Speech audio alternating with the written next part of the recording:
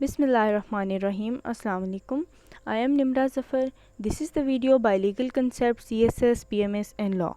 Before starting our today's lecture, please subscribe the channel and don't forget to press the bell icon so that you may get notified about the new videos timely. Let's move towards our today's lecture. Our today's lecture is about the performance of the contracts, and section 37 to section 48 of the Contract Act 1872 of Pakistan deals with the performance of the contracts. First of all, we will study the objective of the lecture to learn about the performance of the promises and to learn about the performance of the contracts. आज हम पढ़ेंगे कि contracts की performance कैसे होती है या जो promises दो parties के दरमियान होते हैं उनकी performance कैसे होती है. Contracts which must be performed. Obligations of the parties to the contract, and section 37 of the Contract Act deals with the obligations of the parties to contracts. इसमें हम ये पढ़ेंगे कि जब जो पार्टीज़ कॉन्ट्रैक्ट में होती हैं, दो या दो से ज़्यादा पार्टीज़, तो उनकी ऑब्लिगेशंस या उनकी ड्यूटीज़ क्या होती हैं. The parties to a contract must either perform or offer to perform their respective promises. कि जब दो पार्टीज़ या दो से ज़्यादा पार्टीज़ कॉन्ट्रैक्ट में एंटर होती हैं तो उनके ऊपर जो ऑब्लिगेशंस या ड्यूटीज़ होती हैं या प्रोमिसेस जो उन्होंने किए होते हैं एक दूसरे से, उनको उन्होंने हर सूरत परफॉर्म करना होता है. Unless such promises is dispensed with or excused under the provisions of this act or of any other law, जब तक कि किसी कानून के तहत उन ऑब्लिगेशंस को माफ़ ना किया जाए. Promises bind the representatives of the promisers in case of death of such promiser before performance. अगर अभी तक प्रॉमिस की परफॉर्मेंस या कॉन्ट्रैक्ट की परफॉर्मेंस नहीं हुई तो जो प्रॉमिसर होता है, प्रॉमिस करने वाला होता है, उसकी अगर डेथ हो जाती है, इन केस उसकी डेथ हो जाती है, तो उसके जो रिप्रेजेंटेटिव्स होते हैं वो उसके प्रॉमिस को आगे नेक्स्ट लेके चलते हैं या उसके प्रॉमिस की जो ऑब्लिगेशंस होती हैं उसके रिप्रेजेंटेटिव्स उसकी एब्सेंस में उसे परफॉर्म करते हैं. Unless a contrary intention appears from the contract, या मतलब जब तक कि उसके साथ एक नया कॉन्ट्रैक्ट नहीं हो जाता या उस कॉन्ट्रैक्ट की बेस पे कोई और कॉन्ट्रैक्ट नहीं होता, तब तक जो है अगर प्रॉमिसर अवेलेबल नहीं है या उसकी इनकेस डेथ हो गई है तो उसके जो रिप्रेजेंटेटिव्स होते हैं वो उसकी ड्यूटीज़ परफॉर्म करते हैं. इसमें हम एक एग्जाम्पल देखेंगे. A promises to deliver goods to B on a certain day on the payment of ₹1000. कि ए ने प्रॉमिस किया था कि वो बी को गुड्स डिलीवर करेगा ऑन अ सर्टेन डे, जो भी डे उनका डिसाइड हुआ था, ऑन द पेमेंट ऑफ ₹1000. और पेमेंट क्या होगी? ₹1000. कि ए उसे बी को जो गुड्स होंगे वो डिलीवर करेगा और इन रिटर्न उसको ₹1000 पे करेगा. ए डाइज बिफोर द डे. ए जो है उस सर्टेन डे से पहले उसकी डेथ हो जाती है. जब उसने अपनी ऑब्लिगेशन परफॉर्म करनी थी या जब उसने गुड्स को डिलीवर करना था उससे पहले उसकी डेथ हो जाती है. Then A representatives are bound to deliver the goods to B. तो बी को तो गुड्स उसके डिलीवर करने ही करने हैं, तो उसका जो कॉन्ट्रैक्ट है वो कौन परफॉर्म करेंगे उसकी ड्यूटीज़ को? ए के जो रिप्रेजेंटेटिव हैं, मतलब मरने वाले के जो रिप्रेजेंटेटिव्स हैं वो उसके गुड्स को डिलीवर करेंगे बी के हाउस तक. And B is bound to pay ₹1000 to as representative. और इन रिटर्न जैसे कि कॉन्ट्रैक्ट में था कि बी जो है ए को ₹1000 पे करेगा, तो अब जब डिलीवरी ही रिप्रेजेंटेटिव्स ने की है तो बी उसके ए के रिप्रेजेंटेटिव्स को ही ₹1000 पे करने के लिए बाउंड है. Effect of refusal to accept offer of the performance in section 38 deals with it. इसमें हम ये बात पढ़ेंगे कि अगर प्रॉमिसर की ऑफ़र एक्सेप्ट नहीं होती तो फिर क्या होगा. Where a promisor has made an offer to of the performance to the promisee. जब एक प्रॉमिसर प्रॉमिसी को एक ऑफ़र करता है and the offer has not been accepted, और ऑफ़र एक्सेप्ट नहीं होती, the promisor is not responsible for the non performance. तो अगर उस जो परफॉर्मेंस के लिए उसने कहा था या जो ऑफ़र उसने की थी उसकी नॉन परफॉर्मेंस के लिए वो ज़िम्मेदार या लाइबल नहीं है.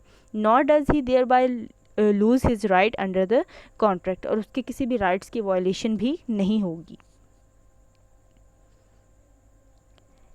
Every such offer must fulfill the following conditions, and section 38 of Contract Act deals with it.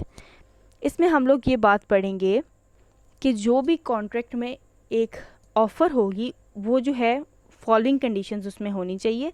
सबसे पहले इट मस्ट बी अनकंडीशनल, कि जो ऑफ़र भी वो प्रॉमिसर देगा वो अनकंडीशनल होनी चाहिए, उसमें किसी किस्म की कोई टर्म्स एंड कंडीशंस नहीं होनी चाहिए। Second one is it must be made at the proper time and place, उस ऑफ़र को या उस कॉन्ट्रैक्ट को प्रॉपर टाइम और प्लेस पे तय किया गया हो। And under such circumstances that the person to whom it is made by have a reasonable opportunity of ascertaining that the person by whom it is made is able and willing there and then to do the whole of what he is bound by his promise to do.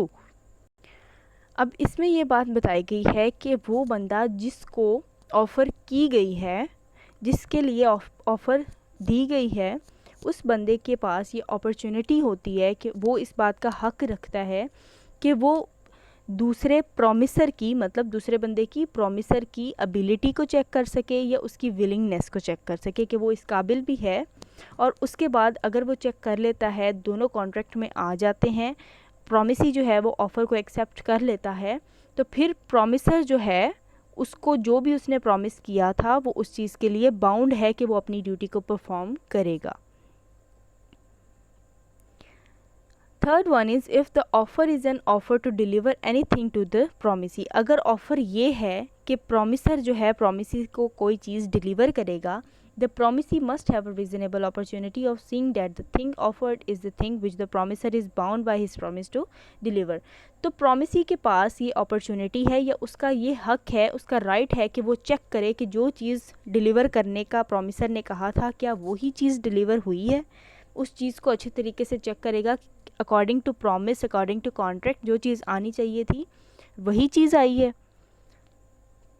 इसमें हम एक example देखेंगे। A contracts to deliver to B at his warehouse on the 1st March 1873 100 bales of cotton of a particular quality, कि A का B के साथ contract हुआ कि A डिलीवर करेगा 100 बेल्स ऑफ कॉटन अच्छी क्वालिटी के, जो क्वालिटी पर्टिकुलर क्वालिटी इनके दरमियान डिसाइड हुई थी। कब करेगा? 1 मार्च को 1873, 1 मार्च 1873 को बी के वेयर हाउस पे ये दोनों का कॉन्ट्रैक्ट हुआ। In order to make an offer of the performance with the effect stated in this section, A must bring the cotton to B warehouse, के इस कॉन्ट्रैक्ट के अकॉर्डिंग ए की ये ड्यूटी है कि वो वेयर हाउस पर पहुंचाए बी के वेयर हाउस तक 100 bales of cotton of a particular quality on the appointed day, जिस दिन का कहा गया था उसी दिन पर पहुंचाए। Under such circumstances that B may have a reasonable opportunity of satisfying himself that the things offered is cotton of quality contracted for and that there are 100 bales। तो जो अब promisee है, जिसके साथ promise हुआ था, मतलब जो B है, उसके पास ये रीज़नेबल अपॉर्चुनिटी है, उसका ये राइट है कि वो अपने आप को सेटिस्फाई करे इस चीज़ के लिए कि जो क्वालिटी उसने मंगवाई थी क्या वही क्वालिटी आई है, और जो 100 बेल्स उसने मंगवाए थे तो 100 बेल्स ऑफ कॉटन पूरे हैं या नहीं हैं।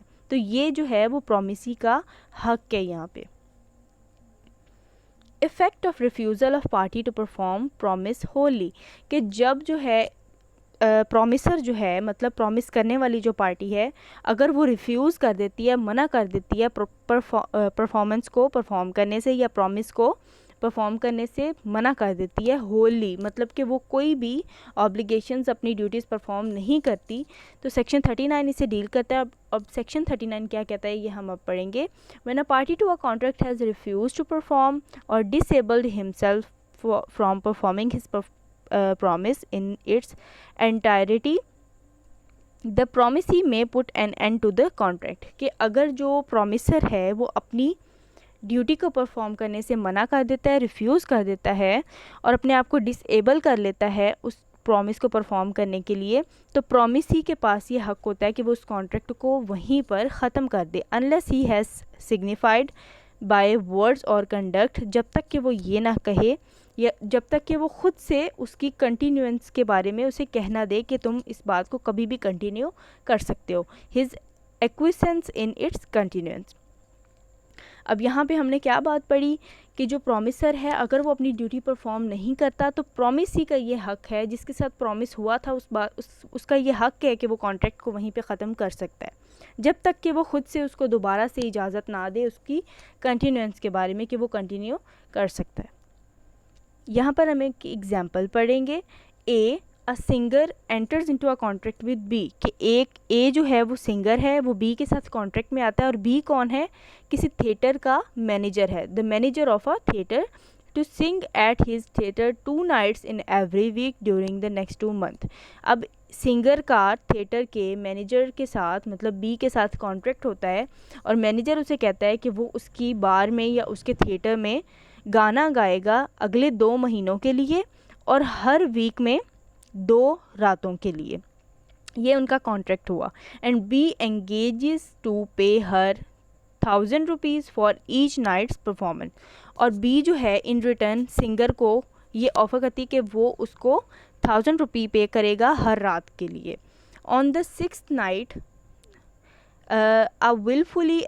Wilfully absents herself from the theatre, के 6th नाइट जो थी तब ए जो है वो थिएटर पर नहीं थी, मतलब जो सिंगर थी वो थिएटर पर मौजूद नहीं थी, वो एब्सेंट थी वहाँ से।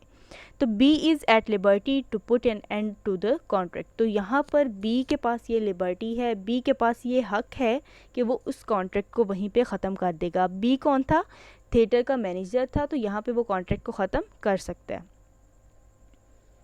Person by whom promise is to be performed, अब वो बंदा जिसने परफॉर्मेंस करनी थी। अब section 40 of the contract act 1872 deals with this.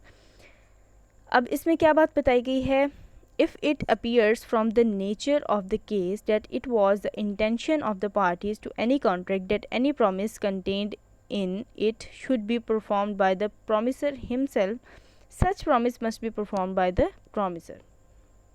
अब इसमें ये बात बताई गई है कि अगर कॉन्ट्रैक्ट की नेचर ही इस तरह की है कि उसमें ये बात मेंशन है कि ये जो ड्यूटी है ये प्रॉमिसर ही परफॉर्म करेगा, उसके अलावा कोई बंदा परफॉर्म नहीं कर सकता, तो फिर कोई भी ड्यूटी होगी किसी भी किस्म की तो वो सिर्फ और सिर्फ प्रॉमिसर ही परफॉर्म करेगा, उसका कोई रिप्रेजेंटेटिव या कोई और बंदा थर्ड पर्सन उस ऑब्लिगेशन को परफॉर्म नहीं कर सकता अकॉर्डिंग टू कॉन्ट्रैक्ट, क्योंकि उस कॉन्ट्रैक्ट की नेचर ही इस तरह की है कि वो ड्यूटी सिर्फ प्रॉमिसर ही परफॉर्म कर सकता है।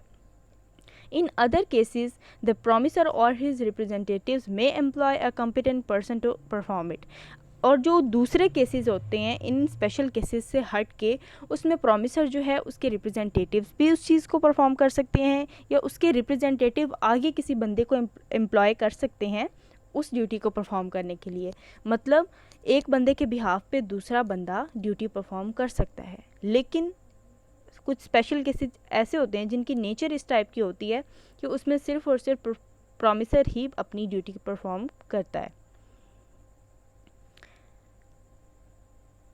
इसमें हम एक एग्जांपल देखेंगे। A promises to pay B a sum of money, कि ए ने प्रॉमिस किया था बी को कि वो उसे कुछ पैसे देगा। A may perform this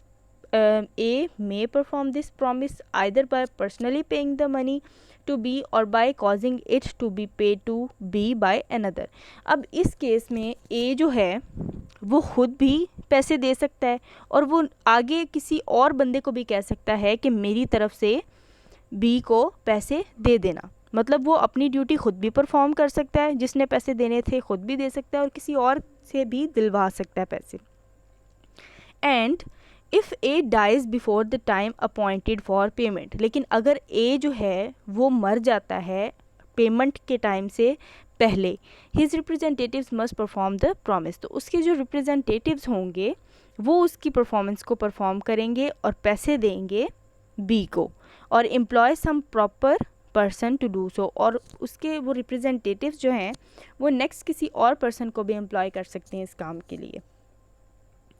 A promises to paint a picture for B, अब ये एक और एग्जांपल यहाँ पे दी गई है कि अगर ए ने प्रॉमिस किया था कि वो बी की पिक्चर को पेंट करेगा, तो यहाँ पे ए ही वो ड्यूटी परफॉर्म करेगा। A must perform this promise personally. तो यहाँ पर जब ए ने खुद प्रॉमिस किया कि वो खुद अपनी इस पिक्चर को पेंट करेगा बी के लिए, तो यहाँ पर उसको अपनी ड्यूटी पर्सनली खुद परफॉर्म करनी पड़ेगी। Effect of accepting performance from the third person, कि अगर प्रॉमिसी जो है जिसके साथ प्रॉमिस हुआ होता है वो इस बात को एक्सेप्ट कर लेता है कि प्रॉमिसर के अलावा भी कोई बंदा जो है अपनी ऑब्लिगेशंस को परफॉर्म कर सकता है, ये कॉन्ट्रैक्ट की परफॉर्मेंस कर सकता है, तो इस केस में क्या होगा। सेक्शन 41 इसे डील करता है। When a promisee accepts performance of the promise from a third person he can not afterwards enforce it against the promisor, कि अगर एक दफ़ा प्रॉमिसी ने किसी थर्ड पर्सन की ही प्रॉमिस एक्सेप्ट कर ली है उस कॉन्ट्रैक्ट के हवाले से, मतलब वो कॉन्ट्रैक्ट की ऑब्लिगेशंस परफॉर्म करनी थी प्रॉमिसर ने, लेकिन प्रॉमिसर की जगह वो ऑब्लिगेशंस किसी थर्ड पर्सन ने अगर कर दी हैं परफॉर्म और उसको कबूल भी कर लिया प्रॉमिसी ने, तो उसके कबूल करने के बाद कभी भी वो इस चीज़ के लिए प्रॉमिसर को तंग नहीं करेगा या उसको लाइबल करार नहीं दे सकता या उसके ऊपर किसी किस्म का कोई केस नहीं कर सकता, लीगली उसे बाउंड नहीं कर सकता, एनफोर्स नहीं कर सकता। Devolution of joint liabilities, section 4 इसे डील करता है। अब हम पढ़ेंगे कि डेवोल्यूशन ऑफ जॉइंट लायबिलिटीज़ क्या होती हैं। When 2 or more person have made a joint promise, जब एक से ज़्यादा बंदे जो हैं या दो से ज़्यादा बंदे या कुछ बंदे मिल के जब एक प्रॉमिस करते हैं किसी के साथ, then unless a contrary intentions appear by the contract all such persons during their joint lives, कि अपनी ज़िंदगी के अंदर अंदर वो तमाम जिन्होंने प्रॉमिस किया था वो मिल के इस प्रॉमिस को परफॉर्म करेंगे। And after the death of any of them, और अगर उनमें से कोई एक मर जाता है, his representatives jointly with the survivor और सर्वाइवर्स, तो उसके मरने वाले के जो रिप्रेजेंटेटिव्स हैं वो जो बाकी बंदे सर्वाइवर्स हैं, सर्वाइव करने वाले या जो ज़िंदा हैं जिन्होंने प्रॉमिस किया था, उनके साथ मिलकर and after the death of the last survivor, और अगर कोई सर्वाइवर नहीं बचता तो जितने बंदे प्रॉमिस करने वाले थे उन सब के रिप्रेजेंटेटिव्स जो होंगे, the representatives of all jointly, कि जिन्होंने प्रॉमिस किया था, अगर वो सारे ही मर जाते हैं तो उनके जो सबके रिप्रेजेंटेटिव्स होंगे मस्ट फुलफिल द प्रॉमिस, तो वो सब मिल के उस प्रॉमिस को परफॉर्म करेंगे। डेवोल्यूशन ऑफ जॉइंट राइट्स, हम लोगों ने ऊपर पढ़ा था डेवोल्यूशन ऑफ जॉइंट लाइबिलिटीज़, के लाइबिलिटीज़ क्या होंगी जब प्रॉमिस का ज़्यादा बंदे मिलके प्रॉमिस करेंगे तो उनकी ड्यूटीज़ क्या होंगी। अब हम ये पढ़ेंगे कि जब डेवोल्यूशन ऑफ जॉइंट राइट्स क्या होते हैं, और सेक्शन नंबर 45 इसे डील करता है। When a person has made a promise to 2 or more persons jointly, जब एक बंदा प्रॉमिस करने वाला होगा, पहले हमने पढ़ा ज़्यादा बंदे प्रॉमिस करने वाले थे, अब हम पढ़ेंगे यहाँ पे कि जब एक बंदा प्रॉमिस करने वाला होगा और जिनसे प्रॉमिस किया गया है वो एक से ज़्यादा बंदे हैं, वो पर्सन्स जो हैं जॉइंटली हैं और उनके साथ प्रॉमिस किया गया है, then unless a contrary intentions appear from the contract, the right to the claim performance rest as between him or them, तो उनके दरमियान में कॉन्ट्रैक्ट वैसे ही रहेगा when them during their joint lives, तो अगर वो सब जिनसे प्रॉमिस किया गया है, जो प्रॉमिसर है अगर वो ज़िंदा है तो वो खुद अपनी परफॉर्मेंस परफॉर्म करेगा और तमाम जिनके साथ सबके साथ प्रॉमिस किया गया है उनके हक उनको देगा। And after the death of any of them, लेकिन किसी भी प्रॉमिसी के मरने पर अगर जिनके साथ प्रॉमिस किया गया है उनमें से कोई एक भी मर जाता है तो उसका हक उसके रिप्रेजेंटेटिव्स को दिया जाएगा। With the representatives of such deceived person jointly with the survivors और सर्वाइवर, तो जो जितने बचे हुए लोग हैं उनको तो उनका हक मिलेगा ही, लेकिन मरने वाले के रिप्रेजेंटेटिव्स को उसका हक दिया जाएगा। After the death of the last survivor, कि जब अगर सारे सर्वाइवर ही जिनके साथ प्रॉमिस हुआ है सब मर जाते हैं with the representatives of all jointly, तो उन सब के रिप्रेजेंटेटिव्स को उनका हक दिया जाएगा। अब रिप्रेजेंटेटिव्स क्या होते हैं कि जैसे कि अगर एक बंदा मर गया है तो उसके घर वाले जो होंगे वो उसके रिप्रेजेंटेटिव्स होंगे या उसके कोई भी रिश्तेदार या कोई भी लीगल रिप्रेजेंटेटिव्स होते हैं जो, तो वो रिप्रेजेंटेटिव्स होते हैं। अब यहाँ पे obligations, devolution of joint obligations और डेवोल्यूशन ऑफ जॉइंट राइट्स, यहाँ पे से एक ही बात लिखी हुई है, सेम बात लिखी हुई है, फ़र्क सिर्फ इतना है कि वहाँ पर ड्यूटीज़ की बात हुई है और यहाँ पे राइट्स की बात हुई है। कि राइट्स की परफॉर्मेंस की बात आए तो राइट्स किन किन को मिलेंगे और अगर ड्यूटीज़ परफॉर्म करनी है तो कौन कौन परफॉर्म करेगा। Time and place for performance. Time for the performance of the promise where no application is to be made and no time is specified. कि परफॉर्मेंस प्रॉमिस की कैसे होगी जब कोई भी टाइम जो है उनके दरमियान तय नहीं हुआ. सेक्शन 46 इसे डील करता है. Whereby the contract a promisor is to perform his promise. Promisor ने अपनी ड्यूटी परफॉर्म करनी है without application by the promisee. Application कोई दरख्वास्त प्रोमिसी की तरफ से नहीं दी गई, कोई उसको जो है इंस्ट्रक्शंस नहीं दी गई. And no time for the performance specified. और परफॉर्मेंस का कोई टाइम भी स्पेसिफाइड नहीं था. The engagement must be performed within a reasonable time. तो अब कॉन्ट्रैक्ट की परफॉर्मेंस किस वक्त पे होगी? किसी भी रीज़नेबल टाइम के अंदर होनी चाहिए. मतलब एक टाइम जो है, अगर उन्होंने फॉर एग्जांपल कह दिया है कि ये कॉन्ट्रैक्ट जो है वो इस दिन परफॉर्म किया जाएगा, तो यहाँ पे उसी दिन परफॉर्म किया जाएगा, बेशक टाइम जो मर्ज़ी हो उस दिन में से, मतलब रीज़नेबल टाइम में. यहाँ पे एक्सप्लेनेशन देखते हैं. The question what is reasonable time. अब यहाँ पे क्वेश्चन अराइज होता है कि रीज़नेबल टाइम क्या होता है, और ये हर पर्टिकुलर केस में ये क्वेश्चन जो है वो किया जाता है कि रीज़नेबल टाइम अब क्या होगा. तो रीज़नेबल टाइम ऐसा ही होता है कि एक काबिल कबूल टाइम जो होता है कि इस टाइम से ज़्यादा नहीं होना चाहिए, वो एक रीज़नेबल टाइम होता है. Time and place for performance of the promise where time is specified. जहाँ पर टाइम तो स्पेसिफिक हो and no application to be made, और कोई एप्लीकेशन ना हो. सेक्शन 47 इसे डील करता है. When promise is to be performed on a certain day. जब एक सर्टेन डे पे प्रॉमिस जो है उसको परफॉर्म होना है, उसकी परफॉर्मेंस होनी है. And the promisor has undertaken to perform it without application by the promisee. The promisor may perform it at any time during the usual hours of the business on such day and at the place at which the promise ought to be performed. अब यहाँ पे एक certain day बता दिया गया है कि इस दिन पे प्रॉमिसर ने अपनी ड्यूटी को परफॉर्म करना है, तो वो उसी दिन पे परफॉर्म करेगा. बेशक उसी दिन पे परफॉर्म करेगा, बेशक उस दिन वो किसी भी टाइम पे परफॉर्म करे, और उसी जगह पे वो परफॉर्म करेगा जहाँ पे परफॉर्मेंस के बारे में तय किया गया था.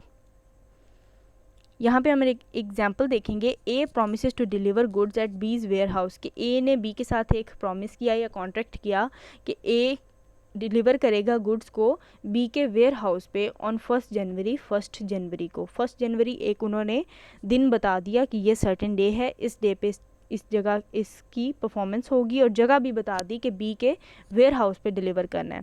On that day A brings the good to B's warehouse but after the usual hours for the closing it and they are not received. A has not performed his promise. कि अब ए जो है वो late हो गया और B के ware house पे जो है वो चीज़ें रिसीव नहीं हुई, तो ए ने यहाँ पे अपना प्रॉमिस को परफॉर्म नहीं किया. Application for performance on the certain day to be at proper time and place. Section 48 इसे डील करता है. When a promise is to be performed on a certain day and the promisor has not undertaken to perform it without application by the promisee, it is the duty of the promisee to apply for the performance at the proper place and within the usual hours of the business. कि अगर promise को perform करना है एक certain day पे, और वो तब ही परफॉर्म करना है जब उस प्रॉमिसी उसे इंस्ट्रक्शंस देगा, तो यहाँ पर प्रॉमिसी का ये हक बनता है या ये प्रॉमिसी की ड्यूटी बनती है कि वो प्रॉमिसर को उस चीज़ के लिए बताए या उस चीज़ के लिए कहे कि ये प्रॉपर टाइम है, ये प्रॉपर प्लेस है, और यहाँ पे आपने ये प्रॉमिस जो है परफॉर्म करना है. अब यहाँ पे भी एक क्वेश्चन अराइज होता है कि what is proper time and place. तो यहाँ पे सबको पता है कि जो टाइम कॉन्ट्रैक्ट में बताया जाए या जो प्लेस बताई जाए उसी टाइम पे उसकी परफॉर्मेंस होना लाजमी है. This was all about our today's lecture. Thanks for watching the video, and if you like the video then don't forget to like, share and comment. Thank you so much.